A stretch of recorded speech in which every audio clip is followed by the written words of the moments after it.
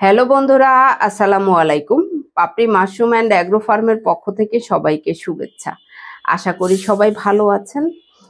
যে সকল ক্রেতারা স্পুন কুরিয়ারে নিয়ে থাকেন অথবা বাসে নিয়ে থাকেন অথবা নিজে ক্যারি করে থাকেন, সবার প্রথমে আপনার কি করণীয়? আপনি কার্টুন হোক, বস্তা হোক, যে কোনো ব্যাগ হোক, সেটা থেকে বের করে রুমের স্বাভাবিক তাপমাত্রাতে আপনি রেখে দেবেন মিনিমাম 24 ঘন্টা। অর্থাৎ মাইসেলিয়াম জার্নির কারণে যে দুর্বল হয়ে থাকে সেটা মিনিমাম 24 ঘন্টা রেস্টে রাখলে মাইসেলিয়াম আবার স্ট্রং পর্যায়ে চলে আসে। কিন্তু আমরা কখন 48 ঘন্টা বা 72 ঘন্টা রেস্টে রাখতে বলি?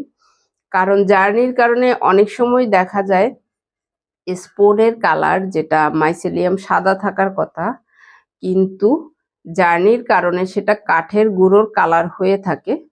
সেক্ষেত্রে আপনি যাতে মনক্ষুণ্ণ না হন, অর্থাৎ এটা কি সত্যি রেডি স্পুন নাকি ইনকমপ্লিট স্পুন, সেটা আপনি বোঝার জন্যই আমরা বলে থাকি মিনিমাম 48 ঘন্টা বা 72 ঘন্টা আপনি রেস্টে রাখেন, তাহলে প্যাকেট আবার পুনরায় সাদা হবে।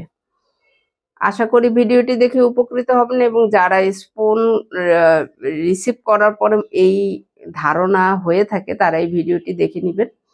আশা করি ভিডিওটি দেখে উপকৃত হবেন। ভালো থাকুন, সুস্থ থাকুন এবং নিজ ঘরে ঘরে মাশরুম চাষ করে নিজের পুষ্টি চাহিদা মিটিয়ে তুলুন। ভালো থাকুন। আল্লাহ হাফেজ।